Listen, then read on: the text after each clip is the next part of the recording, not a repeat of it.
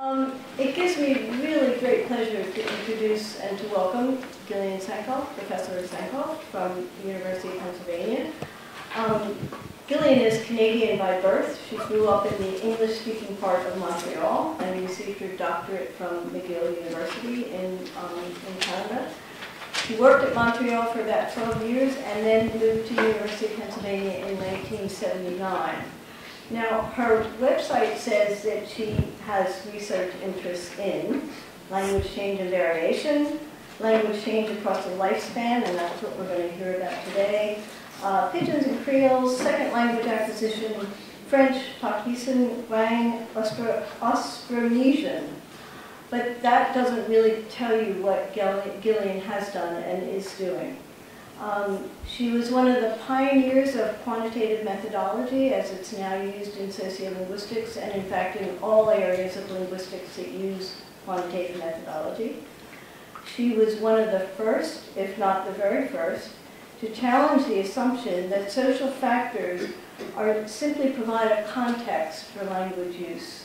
In fact, what she argued instead was that social considerations may be central in shaping the very structure of language. In addition, she was the first, one of the first, if not the first, to argue for the benefits of sociolinguistic research in multilingual speech communities, since most of the people in the world today use more than one language to communicate. Her 1980 book, which was titled The Social Life of Language, has become a classic. It very quickly became a classic. It's a collection of articles that anticipates much of the research that's been done in the 30 years since it was published. And I'd just like to quote something that Del Himes wrote in the foreword to the book, to the Social Life of Language. He said the following: "The striking thing, then, is that the studies collected in this book take themselves so much for granted, yet are collectively unique. An integration of linguistics and anthropology, of urban ethnography and cross-cultural ethnology is taken for granted, yet this book is the first to treat such an integration as if it were normal science," quote unquote. Sankoff takes for granted the plurality of interests in the social study of language as sources of relevant ideas. These studies take account of political oratory, discourse analysis, semantic and grammatical systems, dialect boundaries, language content, changes in social and political status of the language. So you see she was really a pioneer in all the work that she did. There's a 2008 volume edited by Meyerhoff and Nagy, which is called Social Lives in Language, celebrating the work of Gillian Sankoff. And the editors state that one of the goals of the volume is to recognize the importance of Gillian's initial book. Now that I've told you all about Gillian as an academic, I'd like to end on a personal note. When I was a fairly mature undergraduate student in New York City, I was in my final year and I was looking around for a university. I applied to several universities for postgraduate work in linguistics. I was accepted at a number of them, including Yale and University of Pennsylvania. Yale wanted to interview me, and I went there, and they liked me, and they said, "Here's some money, will you come to Yale?" But I thought the people there were a little strange. I decided to go and see what Penn was like, and I went to Penn, and they really didn't want to talk to me very much. My year was the last year that they were accepting everybody that came. I went to the department anyway, and I don't know whether it was planned or not, but I talked to Gillian. And I immediately fell in love with Gillian, and I thought, well, if this is what the people at Penn are like, this is where I want to be. And I went there, and I've never regretted it. So, I am about to turn this over to Gillian Sankoff, except I should announce that there will be refreshments after Gillian's talk and after the question period. It's right across the corridor. 005. 005, yes. So Gillian. Thanks.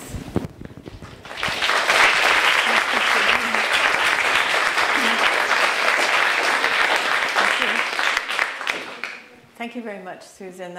She's never told me that story before. and it wasn't planned. I think we must have just run into each other because I wasn't officially responsible for graduate students or anything at the time. So that's really great. And of course, Susan is one of our most illustrious graduates. Very happy to see you again. So today I'm going to talk about a topic that I've been working on quite intensively over the last five to 10 years, actually. And it's a result of the work that I started when I was teaching at the University of Montreal before I came to University of Pennsylvania. And I had come back from New Guinea. Susan just mentioned my work there. And I thought I should be doing some research that is relevant to my students here and that they can get involved in. So I thought, well, teaching at a French-speaking university, I think I'll just start working on French. And with David Sankoff and Henrietta Cedergren, we started a sociolinguistic study of Montreal in 1971.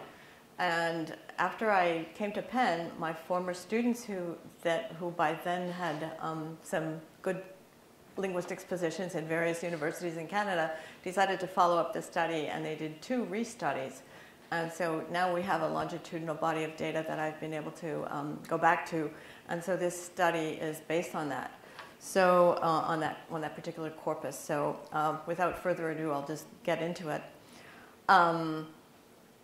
So my issue, or my central question that I've been asking about language change and speaker lifespans is, what is the locus of language change in terms of language transmission across the generations? The other side of the coin is, how does the experience of individual speakers relate to ongoing language change? So where is that point at which transmission can somehow change the language when you think of what happens during the lifespan of individuals? So I think that the study of this focus on this question can help us to contribute to some unanswered questions, including, maybe perhaps not only, the following. If there's language change ongoing in a speech community at a particular time, do individual speakers experience changes in their own grammars, and if so, how does that happen? Second, does differential malleability at different life stages have different effects on language change? So obviously people's grammars are more malleable in earlier childhood than they are later on, for example. And what does that got to do with language change? Third question would be, how is ongoing change at the community level transmitted across the generations?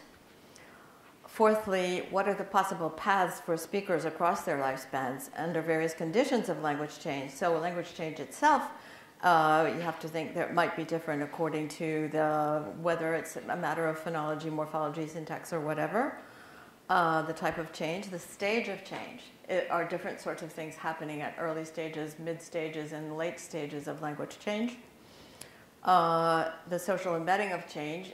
In terms of phonetics and phonology, we know that some changes have been called changes from above. Usually that means from outside the community, sometimes from a standard language, or from below, that is a natural so-called type of language change that originates within a community.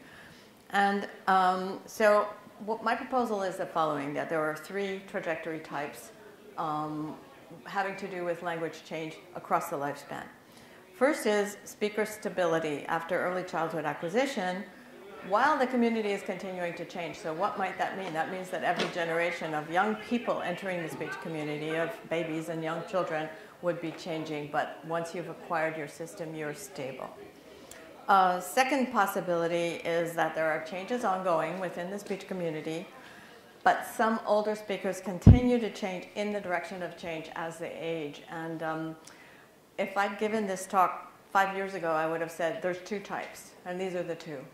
But since then, and as I will discuss today, change may be ongoing in the community, but some older speakers may just turn around and go in the other direction.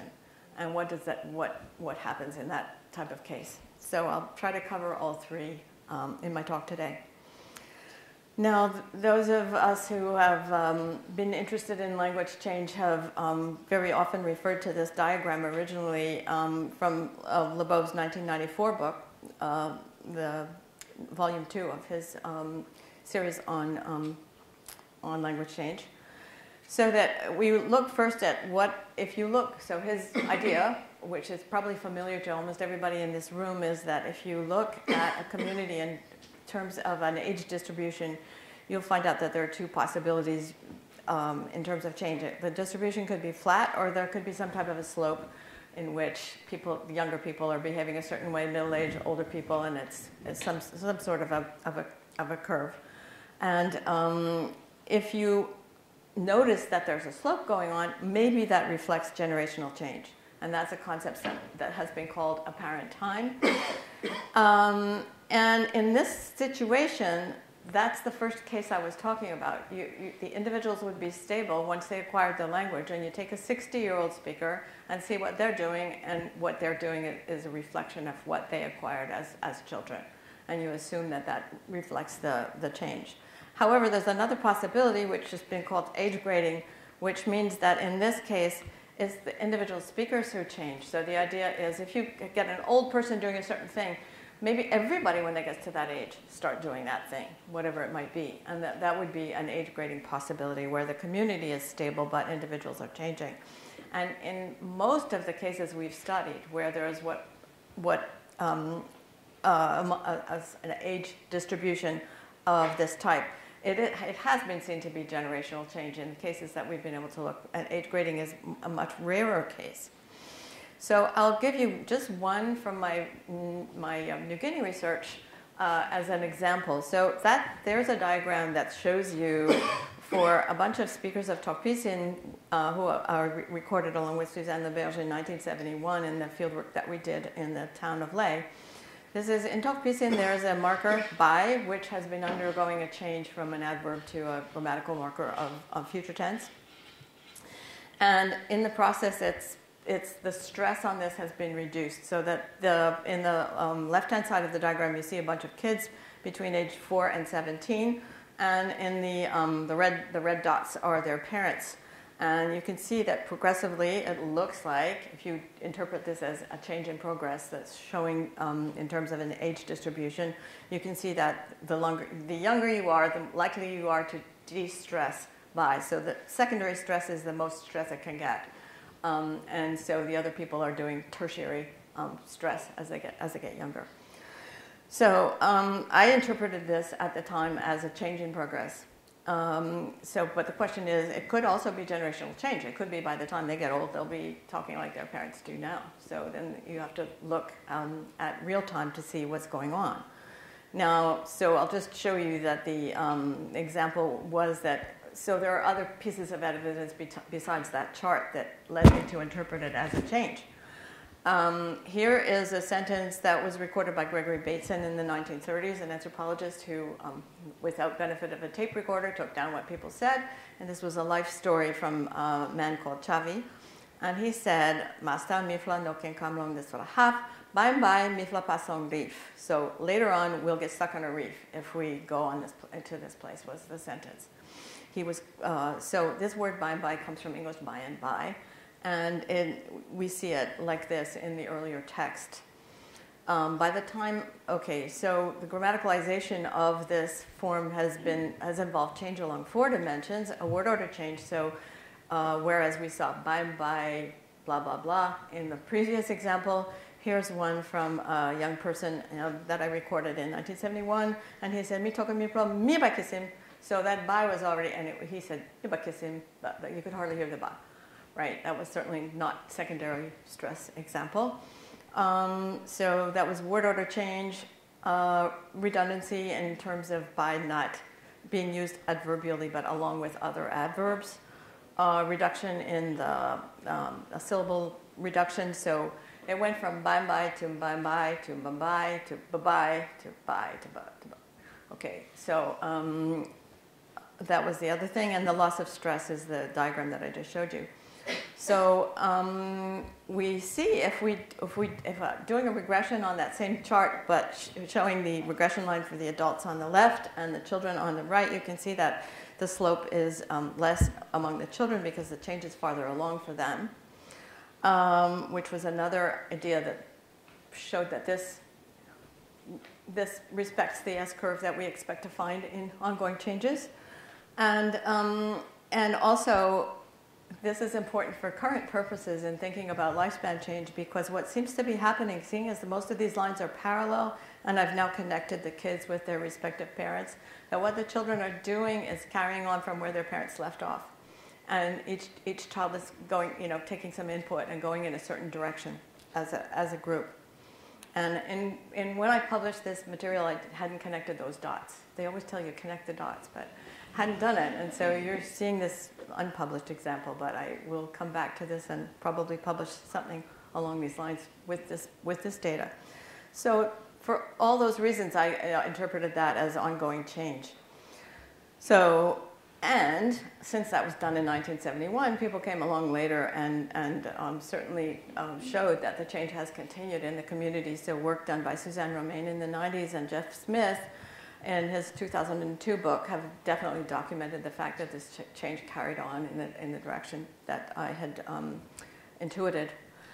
The idea is also that children received this input and continued on from where their parents left off, as I just said. However, without a longitudinal study, there are a lot of questions remaining. So like, where in the life course did these children start to change? Well, we did have a 4-year-old in there who was the least stressor of bi.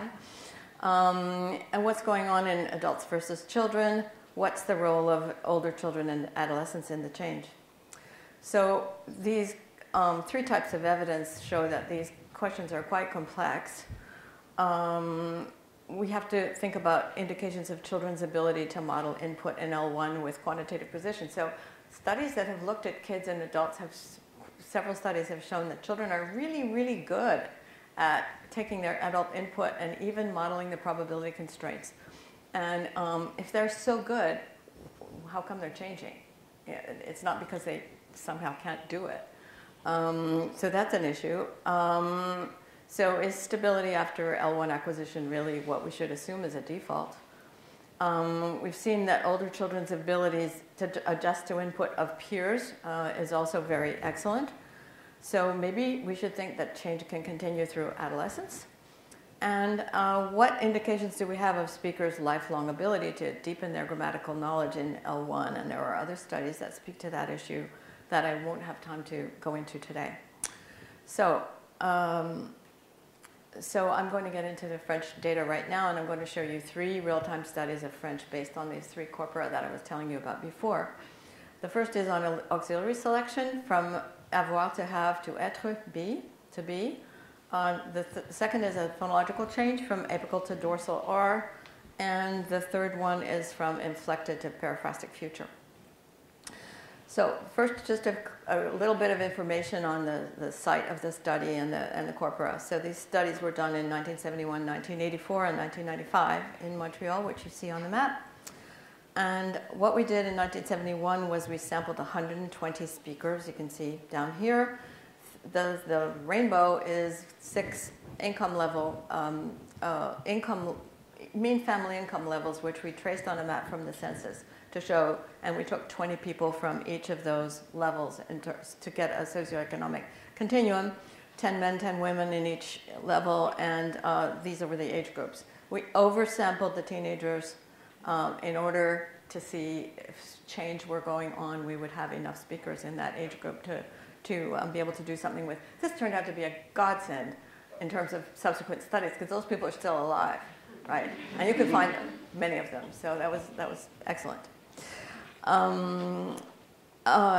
Certainly in 1971, I did not envision that over 40 years later, I'd be standing here at York University telling you about it.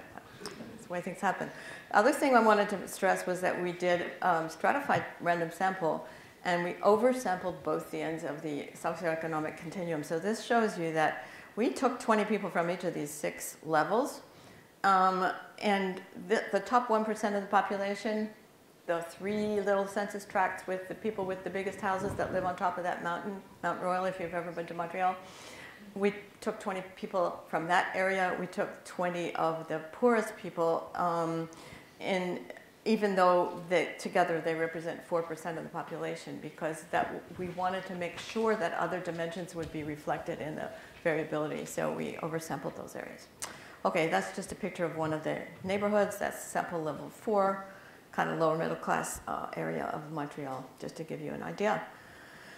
And so the corpus contained 120 interviews, sociolinguistic interviews from 1971. 60 of the same people were found again and re-interviewed in 1984, along with 12 younger speakers. So our age range was from 15 till whatever. And so that means the youngest people in 1984 were 26 and 27, so younger people than 25. 12 were added to the corpus at the time. And in 1995, just a small sample was re-recorded because the people who carried out that study were more interested in stylistic variation. So each of those recordings has many stylistic contexts. Okay, so now I just want to talk very briefly about trend versus panel studies. The 1971 and 1984 corpora can be used in a panel study, which we've done in some of our studies, looking at the same people, this panel of 60 people that was relocated and re-interviewed. So you can see how those individual people have changed.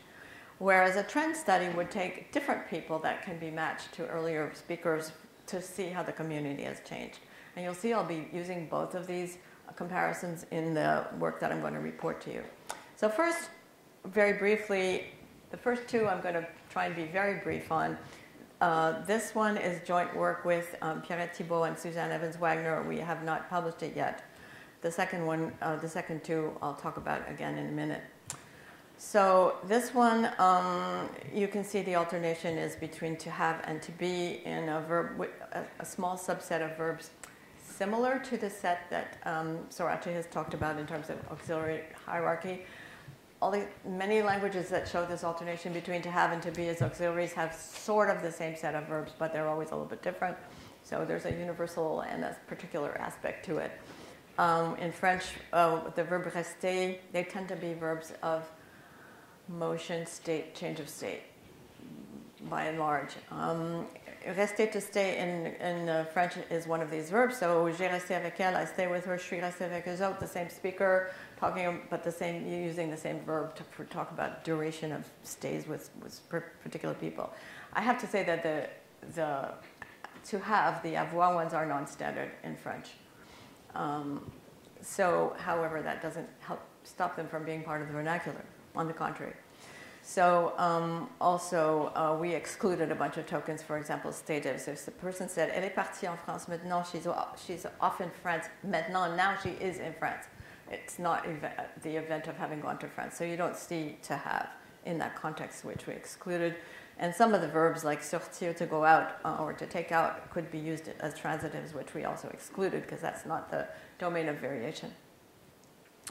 So in this auxiliary study, we studied the panel, which included 32 males and 27 females in the 2 years, the very same people, and the trend samples, which the people that I talked about before. We took everybody for this study because this is the rarest of the phenomena we looked at. We needed all the tokens we could find.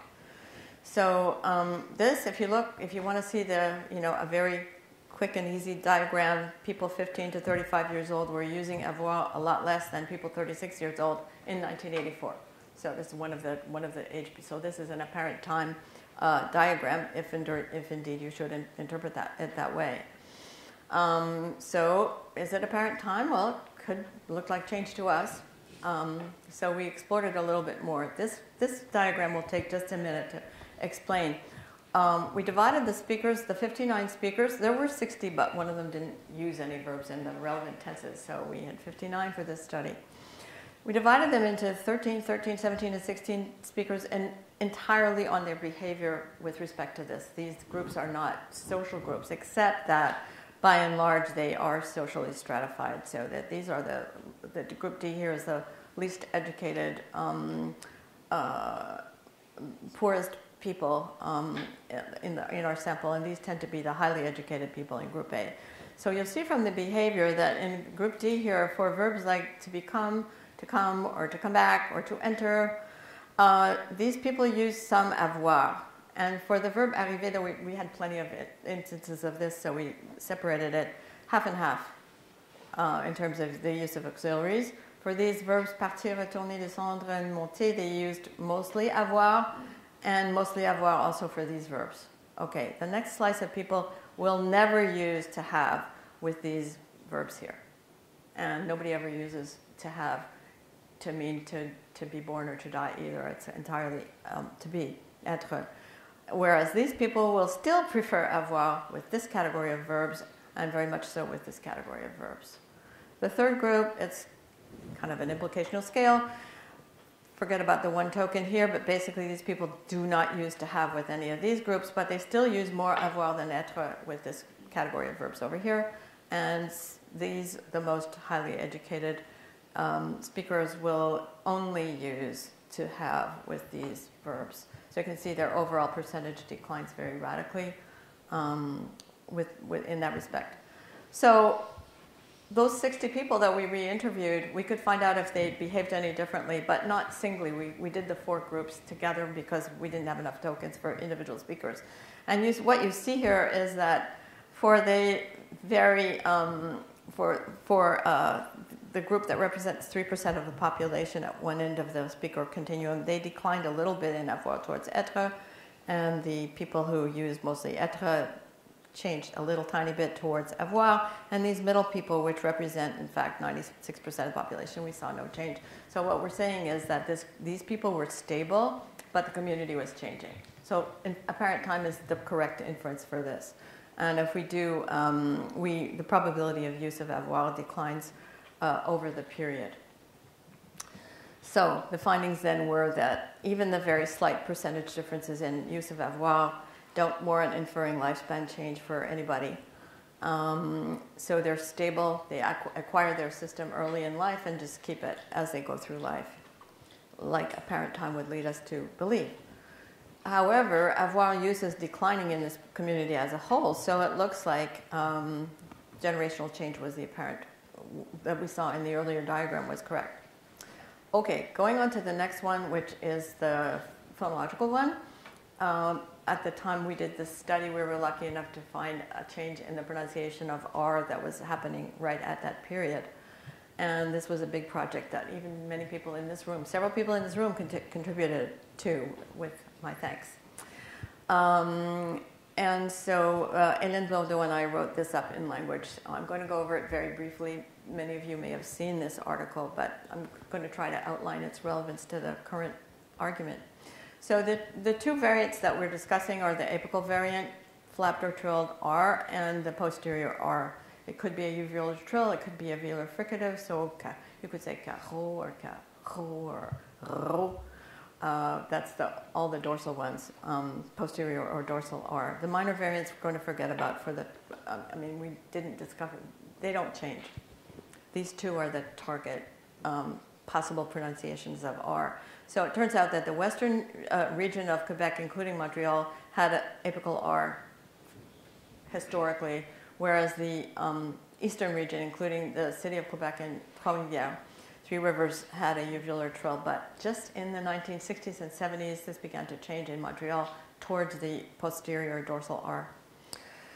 So to study this, we looked at our 59 speakers in the panel. Once again, we only found 59, a different 59. And the guy that didn't do it was a different guy this time. Didn't have enough data. But we had 59. And so the trend sample, however, we looked at 32 speakers and matched them really carefully by age and social class and sex with the people in the other study. So these represent individual lifespan change on the left and change in the community on the right. So first, to see what went on in the panel, the same people, in other words, those people who were 15 to 19 years old in 1971 used posterior R about 55% of the time. Those same people 13 years later were using it 70% of the time. Okay, so, percentage point increase of 14. And the 25 to 61-year-olds in the panel were using it much less. You can say that the difference between this or this represents your apparent time, the 1984 period and the 1971 period. They increased too. In other words, people over 25 are already still showing a change in that period of their life. So that looks like, okay, their apparent time would not have been the best interpretation because the people themselves changed. They weren't stable over this period. But when we looked at the trend sample, they changed even more. So this is the green bars here are representing, they are coming out as green, pretty much, are representing different people who are perfectly socially matched. So that the 15 to 19-year-old cohort in 1971 was behaving quite differently from the 15 to 19-year-old cohort in 1984, only 13 years later. And the older people, even a bigger change can we see. So this chart shows you that the people who were 16 to 20 years old in 1971, there was one of them who remained just stable over the period. That same person was re-recorded and was stable. Stable at all, close to the old-fashioned apical R. There were 4 people who changed significantly over that period in their proportion of the 2 types. And 7 people were already like speakers of the new modern variety in the first place. They didn't change, right? And nobody stayed stable in the middle. What about the people, so yeah, I just explained that. Sorry, I better do my clicking before I talk. What about the older people? There were 20 of them in our 32 panel speakers. 3 of them, even though they were over the age of 23 at the beginning, already had the new posterior R. 9 remained stable with the old-fashioned one. 2 remained stable in the mid-range of variation, and 6 of them changed significantly from being basically apical to dorsal speakers. So, okay. So of the 32, 10 were already modern, innovative speakers. 2 were stable and only in the mid-range. 10 stayed stable with the older form, and 10 changed significantly towards R. So 10 out of 32, that's quite a lot of people, changed significantly in their preference for the posterior R. Okay. Let me just carry on here. What is going on with this? Okay. So, sorry, these are individuals. So I've connected the dots for those who made significant changes. So you can see that Louis-Pierre, Guy, and Paul are all under 20 in 1971. They all became categorical users of the new R. So they were all mid-range, varying somewhere in the middle range between the 2 in 1971. By 1984, 13 years later. So here are people in late adolescence, mid-adolescence. In their early 20s, they've now adopted the newer form. But even a few people, these are all the people that didn't change. The blue dots are the pink dots later on. And they didn't change. They were the stable people who didn't change. But even a few older people, Lisiane here and Alain and John, all changed even though they were in their 30s and 40s at the first time we recorded them. So you can see those people are the ones that were already using the new form, and they didn't change either. So comparing the 2 trend samples shows a real-time change. Oh, sorry, this one I forgot to translate. Young, the adults, the old people in 1971 were here, and the trend samples show the same age groups in 1984. So the whole community is going towards. Oh, I did have a sound file. Did you hook it up? Yeah. Well, we'll try it then. So in 2008, one of our students, Michael Friesner, did a dissertation on some other aspect on loanwords in Montreal, but he did a lot of recordings, and he found almost no apical R. And this was the one example that he found. Oh, thank you, Peter. So we'll try it. So this guy was talking about this old-fashioned, horrible, stupid rural custom of having eggs with maple syrup. You go into the maple syrup bush in the spring, and there's snow, and you take the sap out of the tree, throw it on the snow, turns into candy, you eat it, blah, blah, blah. So it's a big tourist attraction, and he was disparaging this. So he had all these R's like, here's a capital R. Sorry, I didn't put the upside down one. I couldn't find the symbol. But in this one sentence, he said, why would I pay $25 for des œufs brouillés avec du sirop d'érable? So he used the old-fashioned R like to disparage this thing. He was really able to use it stylistically. I hope you can hear him. Moi, avec cabane à sucre, j'aime pas ça. Non. Fait que je mange rien. Je trouve ça mauvais. Je suis comme, OK, je viens de payer 25$ pour des œufs brouillés avec du sirop d'érable. j'aurais pu m'en faire chez nous, ça m'aurait coûté 2. Ça m'aurait coûté 2 pièces, tu sais. Okay, fine. So you can see that, I mean, he interviewed this guy for a couple of hours. That's the only case he used. So by that time, the change was all finished. People were able to, you know, have that conscience of the old-fashioned one to refer to something that was very old-fashioned, which was not the case. We did not find stylistic variation at the time we did our original study, although we looked for it. So the change had gone pretty fast. I will skip over these. So approximately a third of all the speakers significantly increased their use of R beyond the age of 15, and all the variable speakers under 20 became categorical users of the posterior R by 1984. So these adolescents did not acquire, we know they did not, we are almost totally sure that they didn't acquire this dorsal R in their primary L1 acquisition because all the parents were apical R users. Those we were able to observe ourselves were apical R users. So their kids did not get that at the age of 2 or 3. Nor does the change seem to proceed mainly by individual speakers who slowly increased their use of R. These people jumped really fast. Hardly anybody stayed in the middle. So it seems that the change does not proceed by successive cohorts of new members of the speech community getting a little bit more R, inching up the way you see with vowel changes, for example. This is an alternation between one and the other that seems to proceed very fast. So this change of community seems to result from individual speakers, especially younger speakers, being added to the pool of majority users of R. And in their lifespan, it looks like later childhood or early adolescence is very crucial, and that those people who were already at the top of the diagram using 100% of the dorsal R must have changed between the time they were 2 and the time they were 13, 15, 17. And those other people who changed in the next few years were just the latest of their whole cohort to do the same thing. Luckily, we caught them just in time. So it looks to me like this change doesn't involve just usage because those variable speakers who were in the mid-range, we were able to establish that there's a lower probability of the dorsal R in onset son and codas. And of course, if they change to being categorical users of the R, that constraint drops. So maybe that's trivial change, but in any case, there's more to say about that, which I won't take time for today. How am I doing for time? Okay, so this is the last of the 3 studies that I want to talk about, which is the transition from inflected to periphrastic future. And this is a change with some historical depth. So we've investigated 3 or 4 other phenomena, but I chose these 3 to present because they deal with different parts of the grammar and their changes at different stages, different rates, just to give you an idea of some of the dimensions of change that are possible.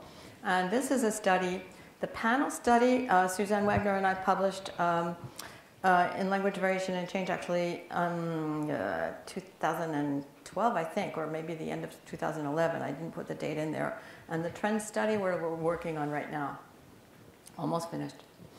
So some of those results I'll show you today. So this is some examples. Periphrastic future, je vais rester ici. That tu is a question particle that we have in Quebec. So je vais rester ici, je resterai pas. So am I going to stay here or shall I not? In the first sentence. So that's with periphrastic inflected. Je vais rester avec vous maintenant. I'm going to stay with you.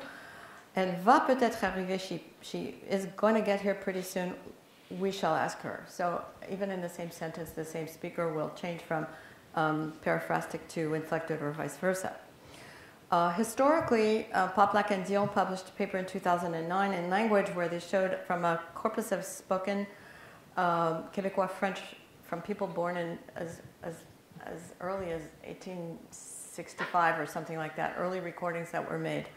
The proportion of inflected future in that corpus is about 35%, whereas in our corpora, it's been studied in many different corpora in Quebec and Ontario, it's down to 15%, 12%, 10%, something like that. So it's clear that in a century or so, it's been reduced quite a bit.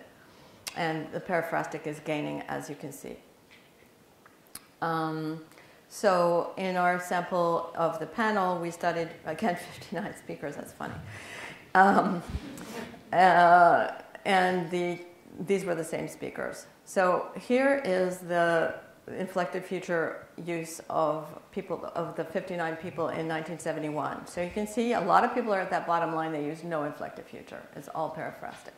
Okay, and that's the well, you can't see that line maybe you can see the trend line? Okay, I hope. Okay, so you can see all the people on the bottom there. These are the same people, the very same people 13 years later. So you can see there's not so many people on the bottom anymore, right? Which is very strange, since the historical trend is for them to be more people on the bottom. You know, later you'd expect they're going in the wrong direction, in other words. This is why we were so surprised.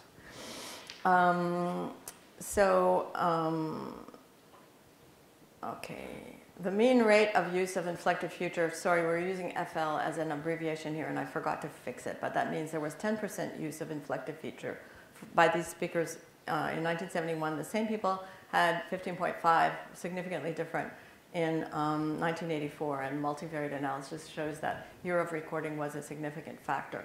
So there was the change is significant in this direction for those people as they age. So you can see over here, these people are between the ages of 15 and 60. The very same people are now between 26 and 75, right? They're older and they're doing something different. So, so we said, let's do the same thing we did before and do a trend sample, which is our current research. And yeah, we hope to have that finished up in the next couple of months. These are different people. We studied everybody we could possibly match by age and sex and social class, so that we could compare similar groups of people as close to the same as possible in the two periods. So in the trend study, we did a arbitral multivariate analysis considering individual speakers as a random factor. So we had, did I say, 34 and 34, 68 speakers. Okay. And as fixed factors, what year was the recording, sex, age, style, contingency, imminence, and subject type, and I'll explain what all of those are. Year of recording and speaker sex were not significant. However, so it looks like in the trend study, the community didn't change. So the people changed in the wrong direction, community didn't change. Okay. And so we then considered that it's just one community, and we could run the analyses on the data as pooled, since the change did not turn out to be significant. So maybe people were just, you know, deepening their knowledge of French, so they did more inflecting of futures as they got older. However, I've sort of cheated on you up to now, because I didn't tell you that every single speaker uses 100% inflected future in the negative. So there's a polarity constraint in this thing, and all those early examples I showed you with the inflected future, they were negatives, because that's where people use them 100% of the time. So this person says, "Je resterai pas à rien faire," I won't sit around doing nothing. And so, on n'ira pas là-bas, we won't go there, inflected future, mais eux vont venir, they're going to come. So the affirmative is with paraphrastic, and the inflected is with the negative. The negative is always with, and here's the data. 381 cases from our two samples of negatives. We had 2 cases of paraphrastic futures in the negative. Both were restarts of the sentences. They were both messed up examples. So it's categorical in the negative, whereas the affirmative, you can see it's almost a complementary distribution. Okay, so this polarity, this was first discovered, this polarity constraint in Categorical French inflected futures was discovered about 30 years ago, and everybody's been scratching their heads ever since to try and figure out what's going on. Discussed it with lots of people, so here's a hypothesis I'm just going to fly, and I'm not sure if it's right. But the negative is the bastion of this vanishing variant, which is the inflected future, and the paraphrastic is now the default in the affirmative at more than 85%. So we see a speaker age effect. There's no age effect in the negative, obviously. It's still categorical. And with the paraphrastic, it increases with age. So it's a retrograde lifespan change, opposite in direction from the historical record. So questions, what are the social factors that seem to favor the inflected future? Do people change their grammars with aging? It seems like yes. And linguistically, how do we explain this polarity constraint? So I've got about 10 minutes left, and I'll try to tell you what I think. So the contingency factor, we separated when clauses from if clauses and other contingent clauses and independent clauses. So it turns out that when clauses are the higher number here means that the inflected future is more likely in this type of clause. So it's more likely in when clauses than in if clauses, and then very little in independent clauses. Immediacy has been talked about as a factor that's important in the semantics of these two forms. So we looked at immediate versus proximal versus distal. Most are distal, but in any case, we see that proximal and distal favor it more than immediate. And we see that, okay, subject type we'll go back to because it's a little bit complicated. So, so these are the three sets of constraints we looked at that were linguistic factors. Subject type. So full noun subjects have the highest probability of being inflected, and they are more, full noun subjects are pretty rare in a normal spoken corpus. You have mostly pronominal subjects, and they are often associated with formal style, like this example. L'acceptation définitive sera au moment où ils recevront les notes. The definitive acceptance will occur at the time they receive their grades. So somebody was talking very formal about a school topic, okay, and with a full noun phrase. Second and first person are more favorable than third person, as you can see here. So the constraints for vous, nous, and on first person, on is used entirely for first person plural, is higher than I, is higher than you, and all the third person ones are lower. And exactly how to explain this is not very clear. I'm not going to say anything more about it today, or I won't finish. So imminence seems to favor periphrastic futures, but these are really rare. Out of our almost 2,000 tokens, there's only a couple hundred of imminent ones. So you know, that's not neither here nor there. Here's an imminent case. Somebody is telling some little child in the recording situation not to mess up the microphone cord, and you're gonna mess up the microphone is in periphrastic. These other 1,800 tokens or so remain unilluminated by the imminence factor, so we don't really think it's much of a factor at the moment, since periphrastic has become the default. So what about linguistic factor of contingency? So this is what I think is maybe a clue to what's going on. Contingent clauses are much more favorable to inflected futures than independent or non-contingent clauses. Is that maybe related to negation, is my thought. So of course any futures are not realized, but negative futures are maybe likely to remain unrealized since they're being specifically negated. Futures contingent on other events may be less likely to be related than those expressed as independent clauses. So then that would lead to the expectation that the negative is categorically inflected, contingent is somewhere in the middle, and independent clauses at the other side. And we see that when we look at the negative is here 100% inflected, independent clauses very little, and these if clauses and when clauses are somehow in the middle. But why would the when clauses, the quand clauses, differ significantly and be more favorable to the inflected future than the if clauses? You'd think it would be the other way around. Here I think we have to realize that there's another fact of French grammar that's important, which is that the when clauses require future in French, whereas si clauses, if clauses take the present. So when you're in French, you have to say on le prendra quand il viendra. We'll take him when he will come, not when he comes. Right, so there could be a parallelism or priming factor involved here, is what I'm suggesting. So, elle va être contestée quand elle va être bien installée is what you have to say. It'll be contested once it will be institutionalized. In fact, lots of English speakers learning French will get that wrong, and they'll say when it is institutionalized, which is no French speaker would say. So whether it's inflected or periphrastic, you see this parallelism very often in these types of clauses. And that doesn't make any difference whether the WH clause, the quand, or the quand clause precedes or follows. You see this parallelism, which you can see in these examples as well. So the futures, whether inflected or periphrastic, are only in the apodocies of the if clauses, as opposed to the when clauses. So you don't have a chance to get that parallelism. Here's one. If it doesn't get any better, we'll take her to St. Justine Hospital. The if clause is in the present, not the future, which is the case with the con clauses. So that is my suggestion about that. This same person is talking about taking his daughter to hospital if she, or not. If she is in the hospital, she will become a number like everybody else. Okay. So the frequency of inflected clauses in main clauses with con seems to get a boost when it occurs in the con clause because of this perseverance or priming effect is the suggestion.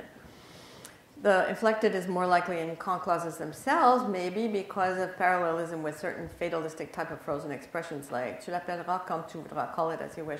There's these frozen ones that we also didn't include in the variation because they're frozen. Say what you will. Vous direz ce que vous voudrez. You won't see paraphrastics with those. And so it seems to be like the con clauses are often very similar to these, like on le prendra quand il viendra, we'll take him whenever he comes. Says a guy complaining about the fact that service people never come when they're supposed to, and you have to lose a day of work. So you take them when they come, right? You will take him when he comes. So how about the social factors? And I see I'm running out of time, so I won't say a lot about this, except to note that the middle and upper class speakers are the ones who favor the inflected future. It's the conservative form. It's also favored in formal style. And it's favored by older people. All of those things go together sociolinguistically. In formal style, we see, okay, this is what we're in the process of doing, is coding all our tokens now back to the panel study in terms of style. But these are Lebov's categories for stylistic analysis. And we see casual, 0.452 over here. Careful style is the highest. So careful style includes immediate responses to the interviewer or discussions of language itself, or what we call soapbox style, where people are standing on a soapbox giving us their opinions or whatever, and so on. So it looks like this formality, age, social class, all favor the inflected conservative style. So the upper in the trend study, the upper socioeconomic speakers are those who, in the panel study, the upper socioeconomic class speakers were those who increased their use with aging, and the other people didn't. So remember I had 6 levels, the rainbow colors? All of the level 1 people, look at them, except for 3. Okay, 17 out of the 20 people in this category increased their usage as they aged. But here's the lowest level. They're either flat or they're going the other direction. In fact, these people, as you might remember, represent 3% of the population. That's not the community trend. So there's just a few people, like university professors and so on, who, as they age, use more inflected futures. One of them, we're lucky enough to have a guy who was a law student and then a young lawyer and now a judge. He has a lot more inflected futures. So it looks like the trend sample showed also that the older speakers over 51 are increasing their usage. So this retrograde age difference is age grading. It has nothing to do with change. And it happens to be going in the other direction. So I have 2 more slides to conclude, and then I will be on time. So maybe 3. So there's 3 types of trajectories. There's the stability trajectory, the place where people are joining into an ongoing change, and the reversal or reversion, and those 3 cases fit in, as I said. What is the effect on the change? Well, obviously, if the people are stable, it doesn't have any effect. Apparent time is a correct interpretation, accurate interpretation, and the transmission seems to be that children are observing the age vector in the broader community and finding out that people a little bit older than them do a certain thing and perhaps overshooting. So that's a whole nother discussion. What about the R to R situation where it's shown that people were joining in with this change? Well, that speeds the change up. Because those people who were doing a certain thing at the age of 60, you think they were doing that at 20? No, they were way farther behind. So they've come farther over that period. The change has been faster than you would have thought, right? So in terms of the apparent time, well, the direction is accurate. It's just the rate that would have been underestimated by apparent time in that case. Same mechanism. In the place where there are people who are digging in their heels and going back to the older form, could slow down the change a tad. And it would overestimate the rate of change in that case. The change would be dragged out longer. There would be a long tail. And lots of changes have really long tails. And that might be part of the mechanism for it. And the same thing, the children are seeing what's happening in the community. But as they get older, they read books. They hear people in formal contexts. And they can go back to the older, more conservative form if they're a certain type of person. So what are these three trajectory types? First one would be speaker stability while the community continues to change, and that's the one we saw with the auxiliary selection. Excuse me. The second type is where people, the change is ongoing, but some older speakers keep on changing in the direction of change, even in fully into adult life. And that already surprised us quite a bit. We really didn't expect to find so many older people changing quite significantly as they got older.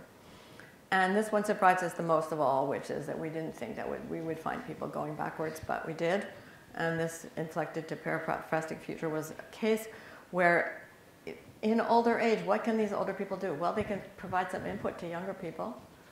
There's various ways that the dynamic of the change, the process of change could be affected by the fact that your grandfather talks a certain way. It's not that you might want to talk like that, but it would provide a certain amount of input and maybe provide a certain break on the change.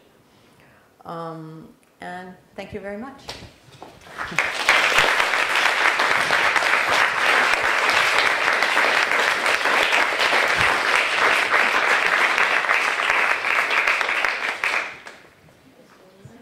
Thank you, Susan. We have time for questions.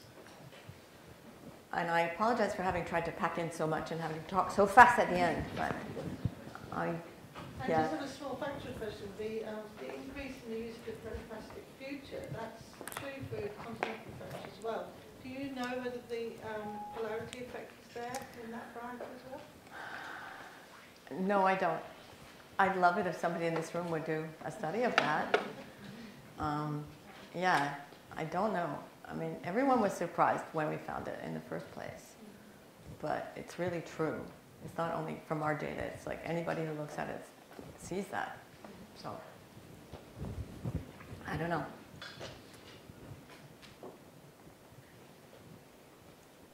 Yeah, Joel.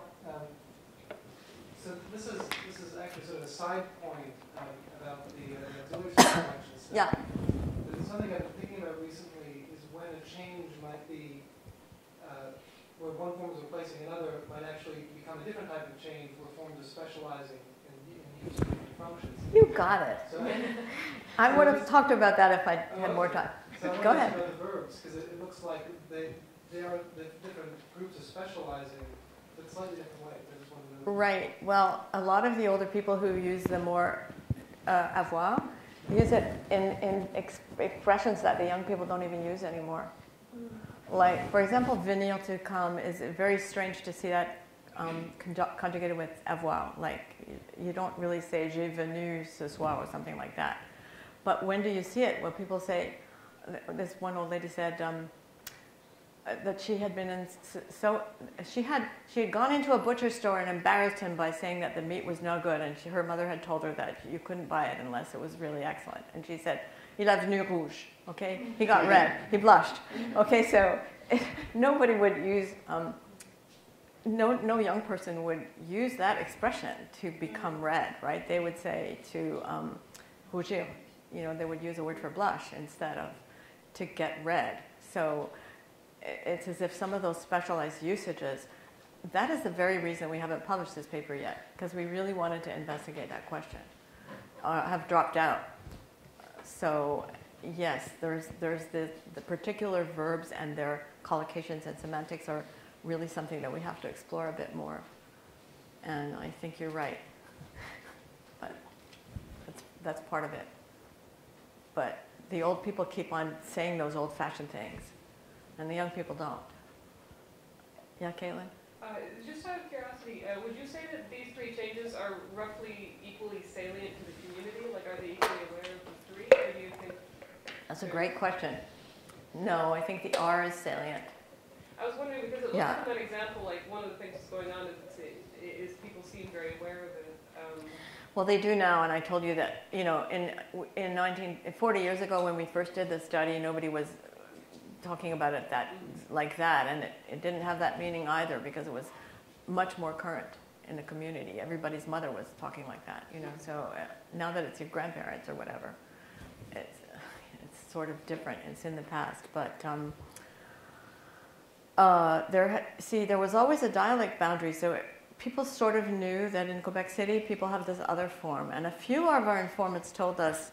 I mean, we didn't really focus on it in the interviews because we weren't that aware of it. But a few of the informants would say, "Oh, when I moved here, like we took people who'd been there for, you know, in the city since the age of 5. But some people's families had moved from a dorsal area to Montreal in their early childhood, and they would then mention it, that when they came, they got teased at school or something like that for having the rolled R instead of a good one or something like that. So there was a certain amount of awareness of that. Do you think that the level of salience might affect the way the changes go forward at all? I would think it would, except that in this case, it seems to have gone so fast. Yeah, I was wondering that you'd think that, I don't know. Okay. You and Joel had made me say I don't know, but those are really good questions that should be thought of. The level of salience should affect it for sure, but I would think it would affect it if people are more conscious of it, that they would, like for example, we looked really, really hard for stylistic variation. There was one person we found with stylistic variation. She was an actress. I mean, you know, actually we had 3 actors in our first sample because they were home in the afternoon when people rang the doorbell. They're really overrepresented. Yeah, so, you know, if it had been at the stage of being a stereotype, or, you know, people were even marker, you'd think there would be stylistic variation. There was none. We tried very hard to find it. So it seems to have changed its status, and awareness became much greater as it went through. But again, very fast. So yeah. The other two, avoir un être, I don't know. It's hard to say that the auxiliary selection is not salient if these people who are highly educated start, you know, talking like a book a little bit more when they're older. But, you know, what happened with the passé simple? Okay, the passé composé in French overtook the passé simple in the vernacular, in the spoken language, although you can still read it, people can still write it, but a lot of our speakers would not be able to conjugate a passé simple in speaking.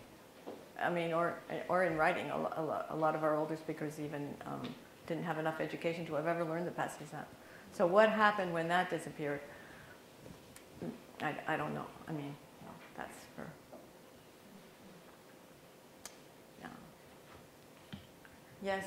Do you think that Tom? the fact that you can see grammatical constructions, these grammatical constructions in written French, might be one of the differences between that and the R, because the pronunciation of the R is not reflected in writing?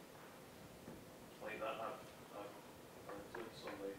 I think it does in the sense that for example, we've studied ne, the loss of ne in French, which I know is also proceeding very fast in continental French, but it's in our first study we found I think 52 cases of ne in 10,000, no, 5,000, I forget what it was. It was less than 1% of ne being used, and only by a few very highly educated speakers. And some people changed over their lifespan in terms of using more ne, like the judge, definitely. He used none as a law student, 1 as a young lawyer, and about 20 as a judge. And that's out of a couple of hundred negatives in an interview, but still, he was very different. So I think the written language has an effect for some people, for people who are immersed in the written language. I think it has an effect, but lots of people aren't very, if at all. So, again, if there's a conservative influence on the part of a minority of people. On the other hand, education has increased so much. I mean, we had people who were illiterate, who had third grade education or something like that, you know, like 3 years of schooling, or 5 years in our first sample, the older people, many of them. You don't find anybody like that now. So, you know, people have had a lot more exposure to the standard language. So some of those changes in that direction might be facilitated by that, by the written language.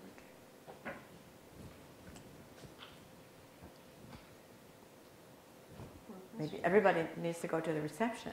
Yes, I think so. It's Friday, it's late. What are you doing here? Second category of Steve. change where speakers continue to change over their lifetimes Yeah. was the phonetic one. Is this accidental? I wish we had more studies, you know, for all categories of, you know, all modules of language and all stages of change, and I don't. When you look at changes that have been studied, you know, by my colleagues on vowel changes and so on, they seem much more gradual in general than this one. But it's probably true that the grammatical ones would be slower. I don't know. Oh, everyone's asking me questions that I don't know. See what a fertile field this could be. Everybody should go out and, you know, do these kind of studies, and then we would have more answers. So I'm just tempting you by the fact that there's this whole array of possibilities, and I think it would be so great to find out more. I don't know why. I'm thinking about all this stuff, though.